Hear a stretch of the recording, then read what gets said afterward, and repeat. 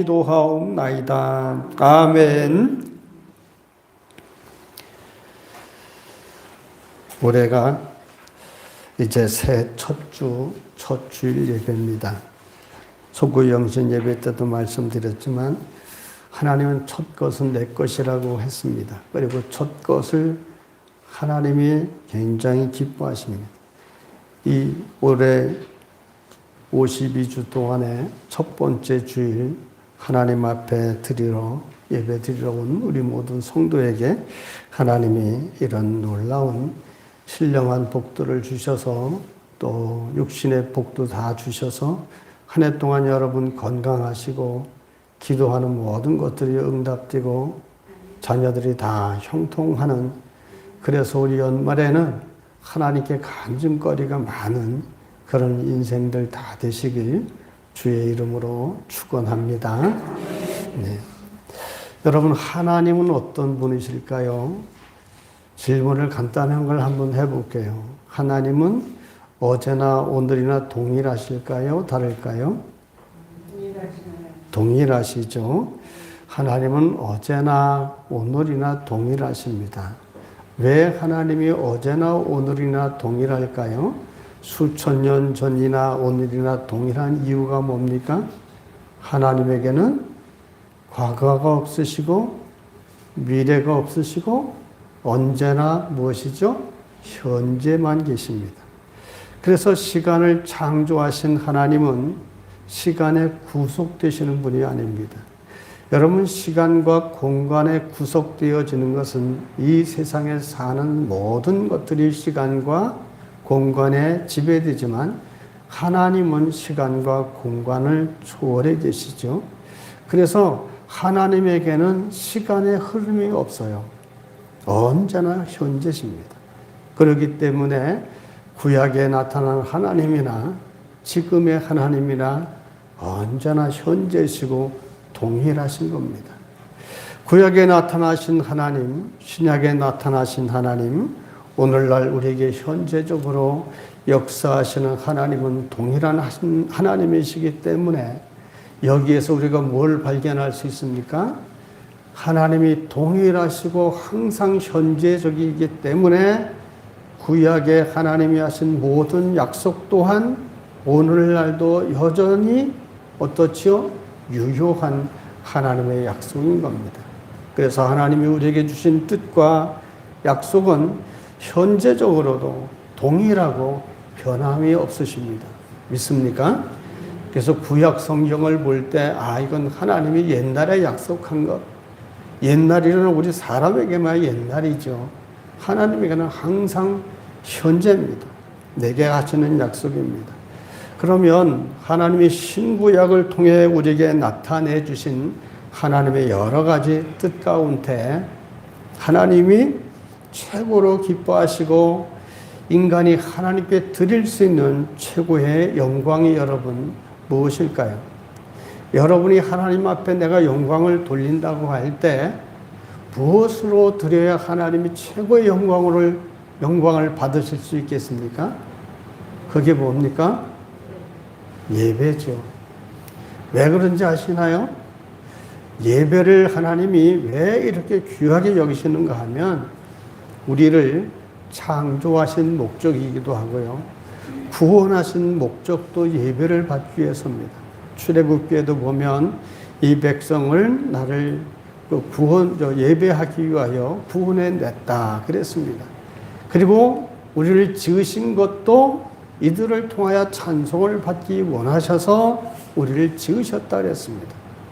그럼 하나님이 우리를 창조하시고 구원하신 목적이 분명한 것이 바로 예배를 받기 위하신 것이고 예배가 하나님께 최고의 영광을 돌리는 겁니다. 그래서요, 예배는 사람이 많이 모이고 적게 모인 게 중요한 게 아닙니다. 살아계신 하나님의 앞에, 이곳에 하나님이 계시는 존전 앞에서 나 같은 이 정말 악한 죄인이 하나님의 은혜로 여호와 이름을 부르고 성령 안에서 감화와 감동 속에서 하나님 앞에 내 마음과 본심을 다 드리고 주의 은혜를 간절히 사모하는 마음, 통회하는 심령, 상한 심령으로 하나님 앞에 드릴 때 하나님이 받으실 때에 그 최고의 영광을 받으시는 겁니다. 그래서 우리가요, 하나님께 영광을 돌린다. 영광을 돌린다. 인간이 드릴 수 있는 최고의 영광이 바로 예배입니다. 그래서 신앙생활에서 여러분, 예배는 정말 중요시한 거 해야 되고, 예배가 정말 우리 신앙생활의 열매고 꽃이 되는 겁니다. 그런데 로마서 12장 1절을 보면, 거기에 보면 영적 예배니라 그런 말씀이 나오죠. 너희가 드릴 영적 예배니라. 너는 이 시대를 본받지 말고 하나님의 선하시고 기뻐하시고 온전한 뜻이 무엇인지 분별하라. 이렇게 사는 것이 이 땅에 우리가 하나님 앞에 드릴 영적 예배라고 했습니다. 근데 언제 한번 말씀드렸죠?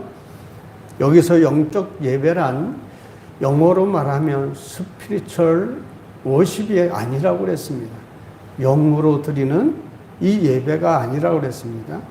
성경에 로마서의 스피리추얼 워십, 영적 예배라 이렇게 되어 있지만 여기서의 영적 예배의 헬라어 원어를 보면 로기켄으로 되어 있습니다.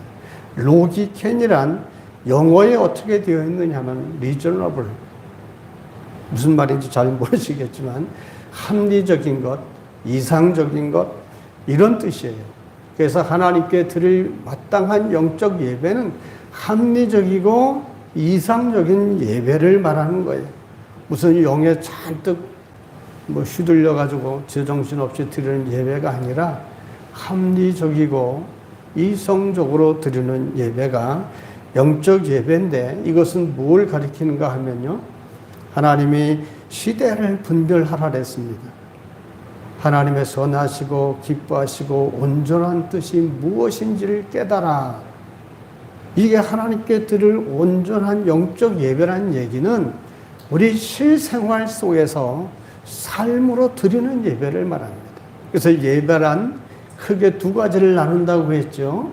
주일날 수요예배 또는 새벽 기도에 이런 공적 예배를 드리는, 교회에서 드리는 공적 예배가 있고, 그 위에 우리가 삶으로, 삶 속에서 드리는 예배가 있습니다.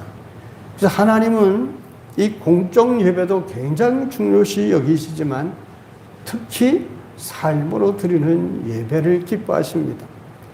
많은 사람들이 교회 와서 예배만 드리면 교회당 문을 벗어나면서부터 딴 사람이 되는 일들이 많습니다. 근데 그때부터가 실제로 드리는 예배입니다. 하나님이 기뻐 받으시는 예배예요. 그래서 항상 살아갈 때, 무언 일을 할 때 하나님의 영광을 목적 삼고 하나님의 기쁨이 되는 삶을 위해서 예배 자세로 살아가는데, 그런 자세가 바로 칼빈이 말한 신전의식이죠. 내가 하나님 앞에 항상 있다.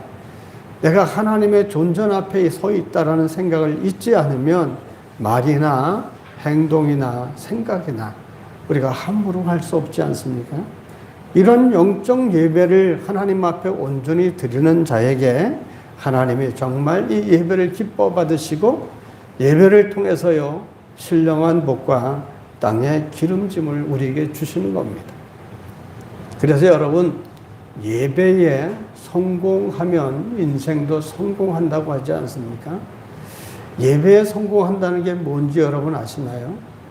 우리는 하나님 앞에 무엇이죠? 이곳에 여러분이 앉아 계시지만 산 뭐라고 그랬어요? 제물이라고 했습니다.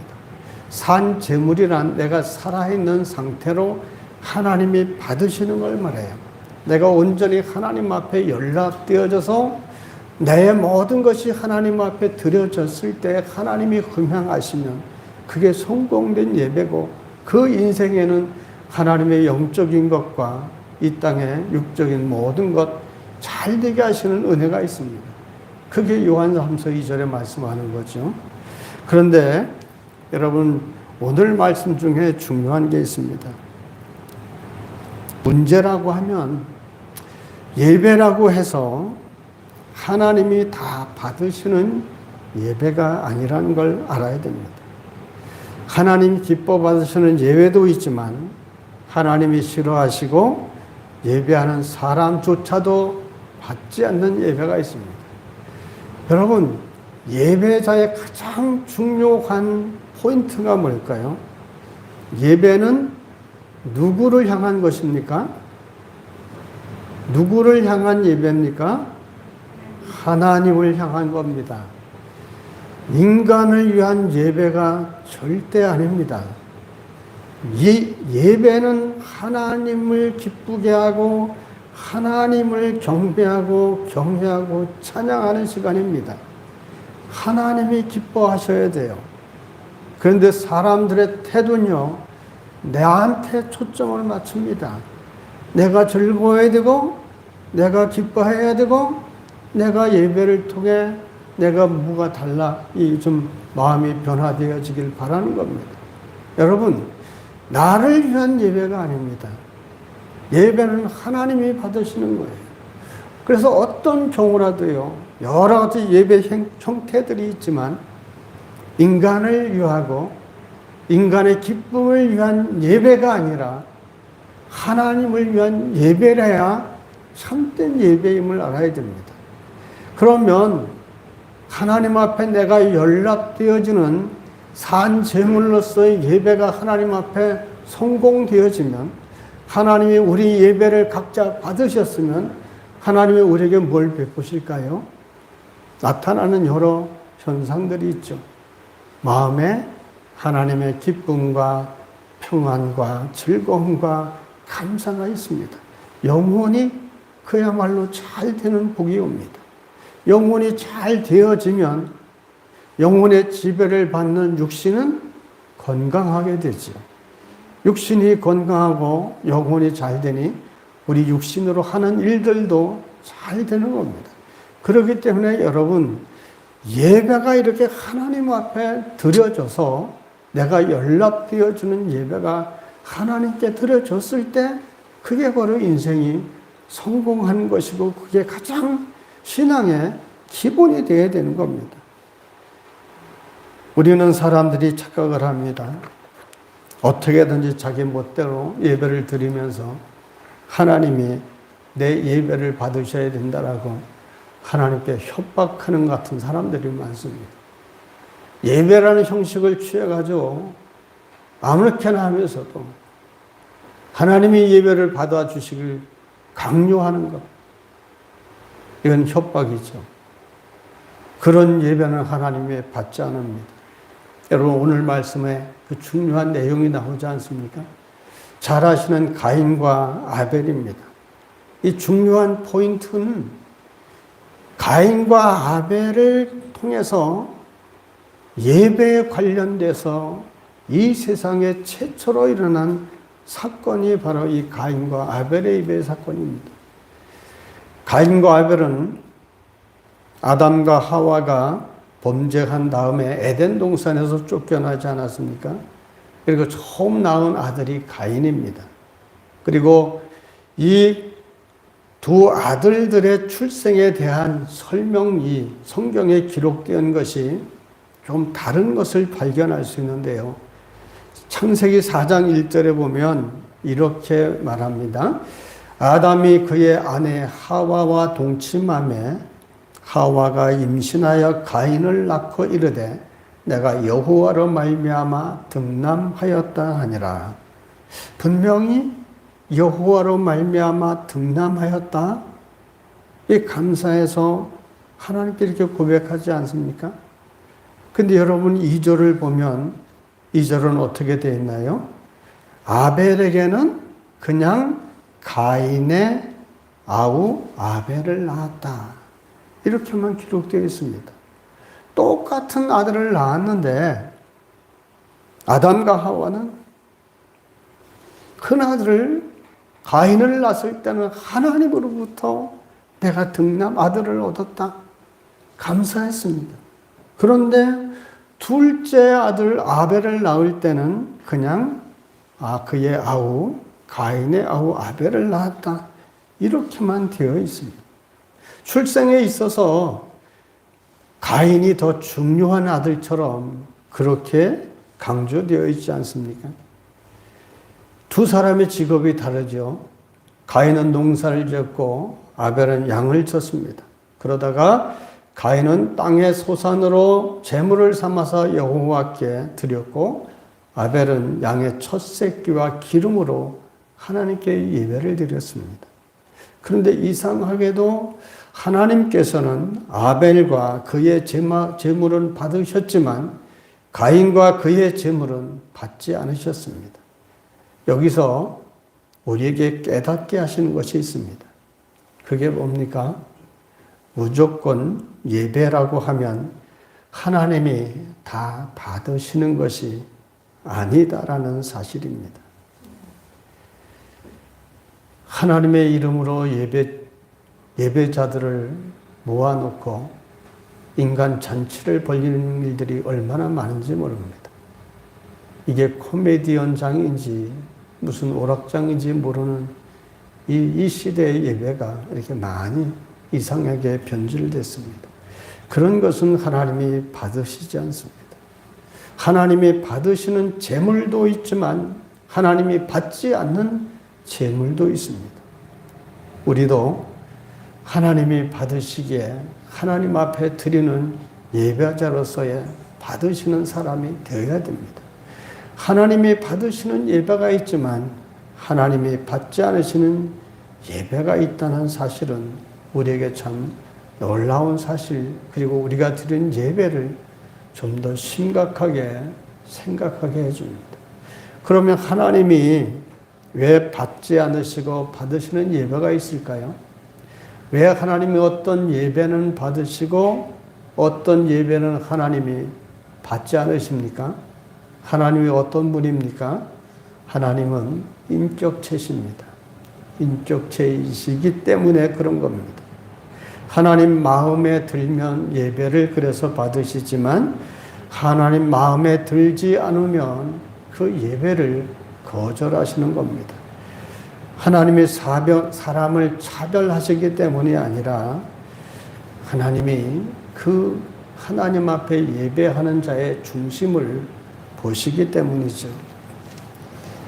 여기서 가인의 예배를 받지 않으셨다. 1절에서 가인을 낳을 때 하나님으로부터 등남했다. 즉, 더 중요하게 여겼던 맏아들의 예배는 받지 않으셨습니다. 그러면 우리가 4절로 5절에서 반복된 중요한 말씀이 있는데 그것은 하나님이 우리 예배를 어떻게 하신다는 겁니까? 받는다는 말씀이 나오죠. 받는다. 하나님이 우리 예배를 받으신다라는 것을 우리가 생각해 보셨습니까? 내가 드리는 예배, 하나님이 받으신다. 여러분, 드리는 예배는 내가 자유로 드릴 수 있지만 받으시고 안 받으시는 것은 하나님의 고유한 절대 주권입니다. 그렇다면 예배를 받으시는 분의 마음에 합당한 예배를 드릴 때 그 예배가 연락되지 않습니까? 다시 말하면 예배 드리는 사람의 기분이나 만족을 위해서 예배를 드리는 것이 아니라 예배를 받으시는 하나님의 뜻에 맞게 드려져야 되는 거죠. 어떤 경우에도 예배는 예배자의 만족을 위해 드리는 것이 아니라 받으시는 하나님의 기쁨을 위한 겁니다. 그렇다면 여러분이 여기서 어떤 의문을 제기할 수 있습니다. 우리가 예배 형식으로 행하는 일들이 많이 있죠. 임직식이 있고 결혼식도 있고 장례식도 있죠. 여러분, 장례 예배인가요? 장례식인가요? 장례 예식인가요? 장례 예배입니까? 또는 결혼 예식인가요? 결혼 예배인가요? 어떤 게 답인가요? 네? 예식입니까? 예배입니까? 당연히 예배에는 하나님이 중심이 되어야 되는데 결혼식의 중심은 결혼하는 당사자가 중심이 돼야 되지 않습니까? 예배의 형식을 들은 예식에 불과한 겁니다. 그들이 주인공입니다. 장례식에는 돌아가신 분의 고인이 평소에 품었던 뜻이나 그분이 중요시 여겨서 예식을 하는 것이지 예배가 아님을 알아야 됩니다. 예배는 하나님이 중심이에요. 그래서 우리 인간의 기쁨과 즐거움을 위해서 내 마음에 들고 안 들고 이런 것 따지는 것부터가 벌써 그 사람은 하나님 자리에 앉아 있는 거죠. 이런 예배는 하나님이 받지 않으시는 겁니다. 하나님의 예배가 드려져서 하나님이 받으시면 그 예배를 통해 우리에게 하나님은 신령한 하늘의 복과 땅의 기름짐을 부어주시는 거죠. 그래서 오는 것이 우리에게 영혼의 잘됨이고 범사에 잘되고 강건함을 말합니다. 오늘 5절 말씀에 보면 하나님이 가인의 제사를 받지 않았을 때 가인은 너무 분해서 얼굴색이 변했다라고 했습니다. 여러분, 하나님이 예배를 받지 않았는데 가인이 왜 분해하지요? 이 분노는 누구를 향한 겁니까? 하나님께 향한 태도지요. 이건 여러분 불경한 태도입니다. 제가 어떤 분 정말 입술로는 여전히 하나님을 매일 높이고 뭐 하는데 조금 허물없이 지내던 분이었는데 좀 뭘 안 되면 막 원망 같은 걸 쏟아내요. 막 하나님에 대해서. 제가 아주 기분이 너무 안 좋았습니다. 그럼 하나님이 하시는 일에 우리 인간은요, 순종해야 됩니다. 이해가 되든 되어지지 않든 우리의 몫은 순종이에요. 하나님은요, 우리보다 훨씬 지혜가 많으신 분이고요, 미래를 보시는 분이고 우리에게 해롭게 하시는 분이 아닙니다. 내가 이해되지 않는 일이 있다 하더라도 하나님의 뜻이라면 수납하고 믿음으로 수긍할 때 지나고 나면 하나님의 크신 은혜였음을 깨닫게 되는 거예요. 근데 입술로는 하나님을 경외한다고 하면서 막 원망을 쏟고 아주 그런 것을 보고 내가 많이 실망한 적이 있습니다. 이 하나님의 절대적인 고유한 권위에 인간이 대항하면서는 안 되는 거죠. 그것은 오히려 우리에게 좋은 일이 일어나지 않습니다. 가인도 마찬가지 아닙니까? 내가 드린 예배를 하나님이 받지 않으셨다면 제일 먼저 뭘 해야 될까요? 우리 자신을 살펴봐야죠. 같은 예를 들어서 한 교회에서 같은 말씀으로 한 목사님을 통해 말씀이 하나님께 전달되어지는데 누구는 은혜 받고 감사한 일들이 일어나고 근데 왜 나는 안 될까? 이 차이가 뭘까를 생각해야죠. 저 사람은 하나님의 은혜 받고 잘 되는 이유는 뭐고 복 받는 이유는 뭐고 나도 예배를 드리고 있는데 안 되는 이유는 뭔가 찾아보면 이유를 알게 됩니다. 이 가인도요, 아벨이 드린 예배와 자기가 드린 예배 하나님이 받지 않으셨으면 이유를 자기에게서 찾아야죠. 나와 드린 예배가 다른 것이 무엇인가? 이런 것을 알아내야 발전이 있고요. 하나님이 거부하신 뜻을 깨닫고 하나님 앞에 복 있는 존재로 바로 서는 거 아니겠습니까? 그런데 가인은 그런 생각을 못하고 오히려 하나님 앞에 분노하고 불경한 태도를 가졌습니다. 자, 그렇다면 우리 여기서 가인의 예배를 받지 않으신, 가인의 제물을 받지 않으신 그럼 이유가 있을 거 아니겠습니까? 가인이 드린 예배를 하나님이 거절하신 이유가 뭘까요? 여러 해석들이 있지만요. 먼저 전통적인 성경 해석을 보면 이렇게 해석하는 사람들이 있습니다. 전통적으로 해석하기를 아벨의 제사는 양의 첫 새끼를 드렸기 때문에 피가 있는 제사를 들으셔서 받으셨고 가인의 제사는 곡식을 드렸기 때문에, 피 없는 제사였기 때문에 받지 않으셨다. 이렇게 전통적으로 해석을 합니다. 피가 없으면, 즉 피 흘림이 없으면 죄의 용서가 없기 때문에 제사에는 피 제사가 있어야 되죠. 그래서 히브리서 9장 22절에도 보면 율법을 따라 거의 모든 물건이 피로서 정결하게 되나니 피 흘림이 없음즉 사함도 없느니라. 그래서 이스라엘 백성들은요, 하나님께 나가려면 속죄소에 피를 뿌리고 죄 용서를 받고 하나님께 나갔습니다. 그러므로 하나님께 나가려면 죄를 용서받아야 되고, 죄를 용서를 받으려면 죄의 대가로 생명을 바치는 피 흘림이 있어야 되는 거죠. 예수님이 십자가 위에서 우리의 죄를 짊어지시고 피 흘려 돌아가심으로 우리가 하나님께 나아갈 수 있는 것이 바로 그 이치입니다. 이 해석은 아주 건전하고 전통적인 해석입니다. 그러나 이렇게 해석하는 데는 여러분 문제가 있습니다. 여러분 살펴보면 가인은 뭐 하는 사람이죠? 농사 짓는 사람이에요. 농사꾼에게 피를 흘릴 수 있는 양을 요구하신다는 것은 불공평한 처사죠. 첫 번째로. 두 번째는 하나님께 드리는 제사는 곡식으로 드리는 제사도 있습니다. 소제라는 것이 레위기에도 나오지 않습니까? 그렇기 때문에 곡식으로 드렸기 때문에 하나님이 받지 않으셨다라는 것은 틀린 겁니다. 세 번째 이유는요, 피의 제사는 모세의 율법을 통해서 구체적으로 확정됐습니다. 그런데 이 율법이 여러분 언제 주어졌습니까? 모세를 통해서 주어졌죠. 그렇다면 가인과 아벨은 언제적 사람들입니까?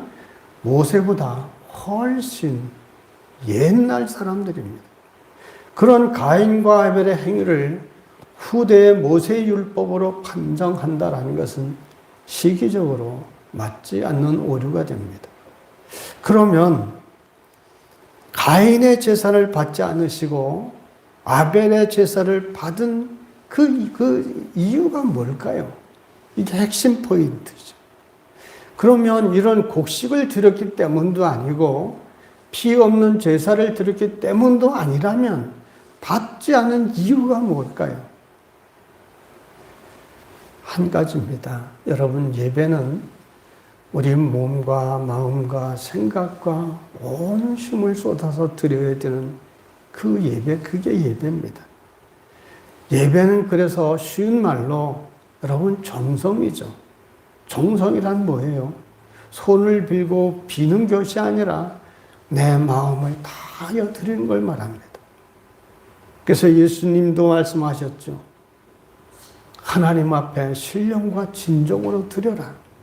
그 예배를 받으시는 것이고, 하나님이 찾으시는 사람은 어떤 사람이라고 했습니까? 마음에 상한 심령으로, 사모하는 심령으로 하나님 앞에 엎드려 구하는 자들을 찾으신다고 했습니다. 또 어떤 사람을 싫어하신다고 했습니까? 마음이 화인 맞은 사람처럼 이 마음이 패역하고 굳은 돌 같은 사람, 이런 것은 하나님 앞에 어떤 사람이라고 했습니까? 하나님 앞에 연락되지 않는, 싫어하는 예배라고 했습니다. 다시 말하면 여러분, 우리가 많이 모이든 적게 모이든 내가 하나님 앞에 1:1로 예배를 드리던 중요한 건 여러분 마음이에요.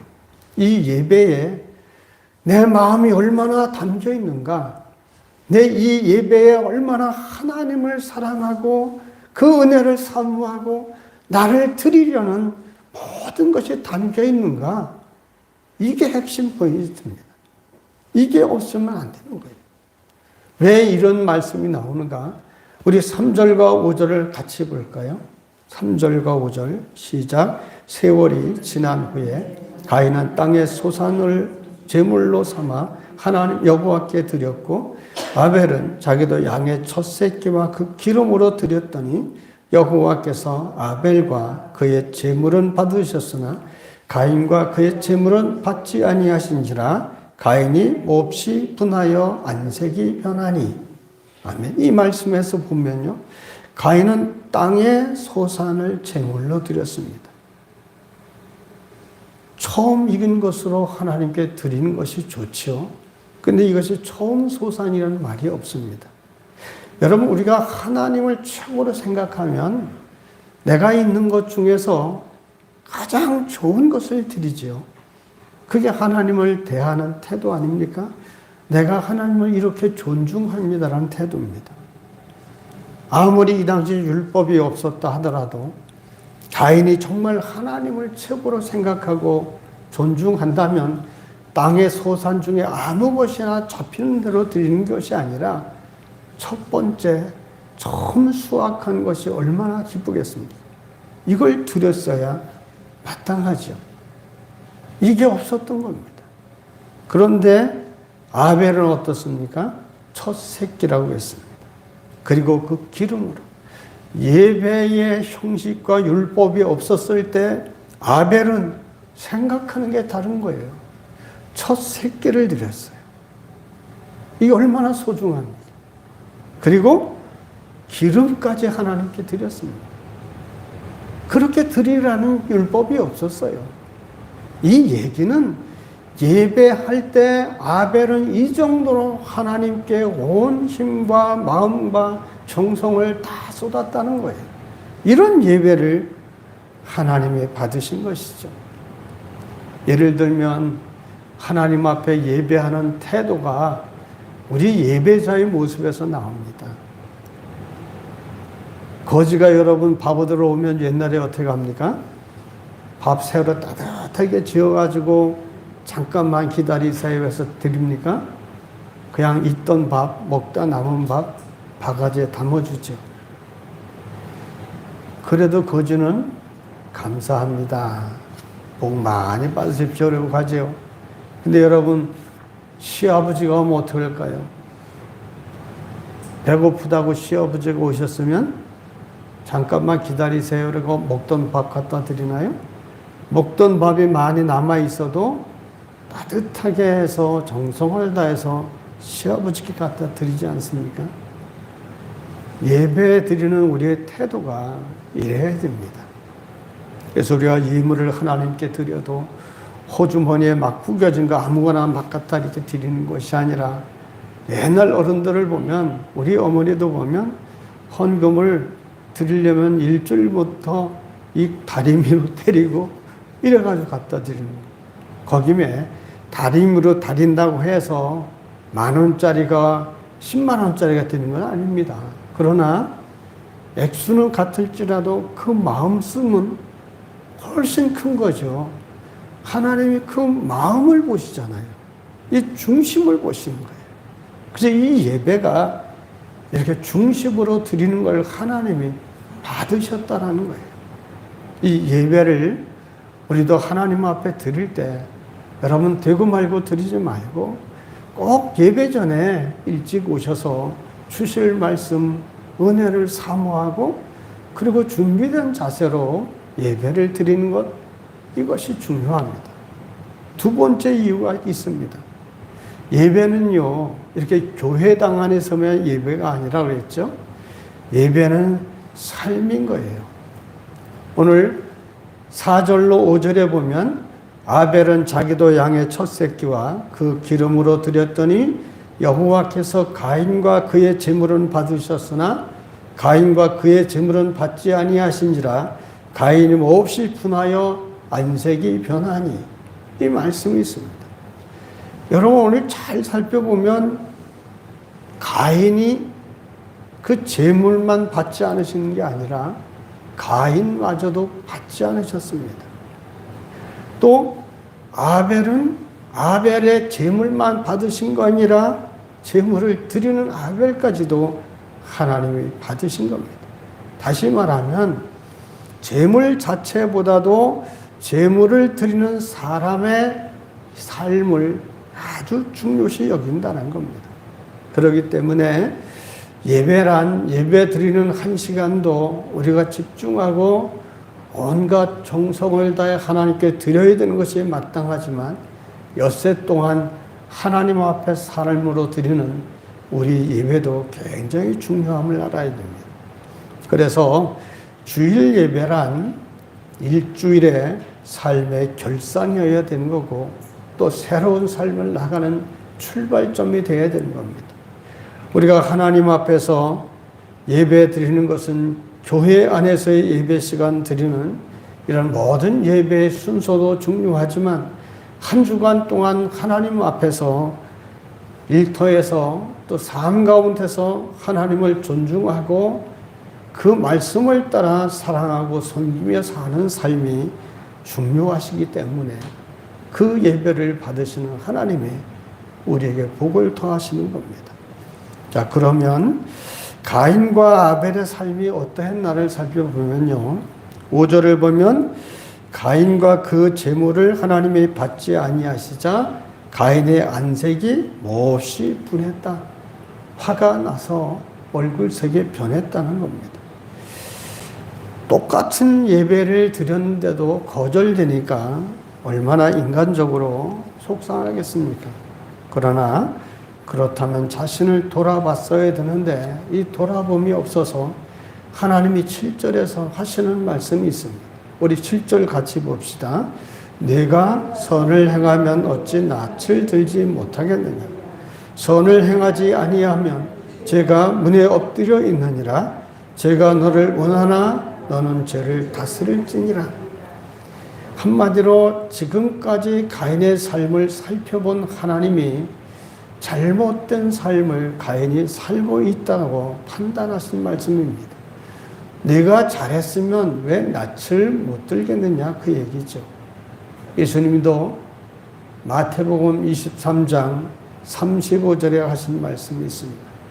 그러므로 의인 아벨의 피로부터 이렇게 말씀하셨는데 아벨을 의인이라고 주님이 부르셨습니다. 요한일서 3장 12절에도 보면 가인같이 하지 말라.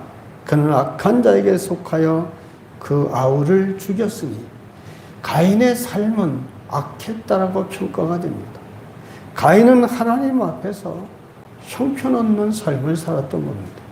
하나님이 가인의 제사를 받을 수 없었던 것은 그 재물 때문만이 아니라 그의 악한 삶 때문입니다. 그래서 잠언 15장 8절에 악인의 제사는 여호와께서 미워하셔도 정직한 자의 기도는 그가 기뻐하시느니라 이렇게 말씀하셨습니다. 거룩한 삶의 열매가 우리 가운데 없다면요, 아름다운 종교적인 모습으로 예배를 드린다 할지라도 하나님은 그런 예배를 별로 좋아하시지 않습니다. 교회 바깥에서의 삶과 교회 안에서의 예배가 일치하지 않는 사람들에게 하나님이 하시는 말씀입니다. 여러분, 예배는 그래서 삶이고 삶 가운데 하나님을 영화롭게 해야 됩니다. 예배를 우리가 하나님 앞에 또한 삶 가운데서 연락받으시는 예배가 되기 위해서 우리가 해야 될 것이 있습니다. 9절을 우리 같이 볼까요? 9절 여호와께서 가인에게 이르시되 네 아우 아벨이 어디 있느냐? 그가 이르되 내가 알지 못하나이다. 내가 내 아우를 지키는 자니이까.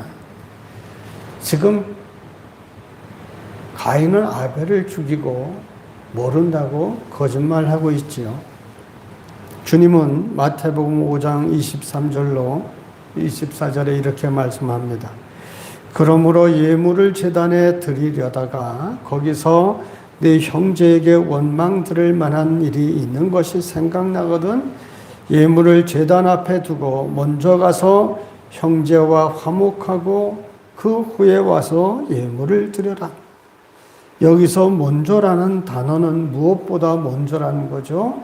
하나님께 예배 드리는 것보다 먼저 뭘 하라는 거예요? 화목하라는 겁니다. 형제 간의 원망과 불평과 미움과 증오를 가지고 예배를 드리면 하나님이 예배를 받지 않으신다는 겁니다. 하나님이 가인이 아벨을 죽인 것을 모르셔서 내 아우 아벨이 어디 있느냐 물으셨을까요? 그 이유가 아니죠. 죄를 회개하라는 겁니다. 그런데 가인은 알아듣지 못하며 거짓말합니다. 하나님 앞에 예배할 때 예수님이 하신 말씀이 너희 형제와 먼저 화목해라. 그리고 나서 하나님께 예배드리라. 형제간에 원수 주고 사는 것이 하나님 앞에 불편하지요. 여러분, 우리 모든 그리스도인은 예수님을 맏아들로 해서 하나님 앞에 모두가 자녀입니다. 그래서 형제 자매 간에 다툼과 불화를 가지고 예배 드리는 거, 내가 그런 사람이라면 예배를 하나님이 받지 않으십니다. 근데 우리가 잘못하는 것이 있어요. 상대방이 나는 잘못하지 않았는데 상대방이 나한테 사과하지 않는데 내가 먼저 쫓아가서 사과할 이유가 뭐 있냐? 여러분, 그것은 옳지 않습니다. 상대방이 하지 않더라도 나는 하나님 앞에 그렇게 해서는 안 되죠. 내가 하나님 앞에 연락드는 예배자로 성공하기 위해서는 상대방이 아니면 내가 가서 먼저 화해를 해야지. 이게 하나님이 기뻐하시는 예배입니다. 얼마나 형제간에 화해하기를 원하셨으면 가장 중요한 예배보다 먼저 가서 화해하기를 원하십니다. 우리가 피해자이든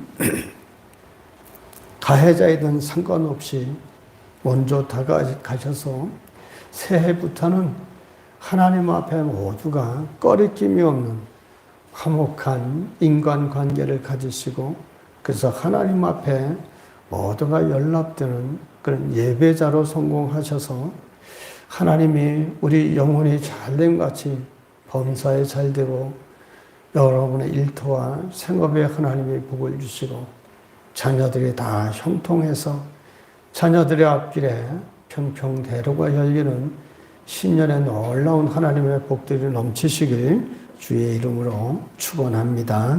아멘. 하나님 아버지, 올 한 해 동안 어떻게 하나님 앞에 연락드는 예배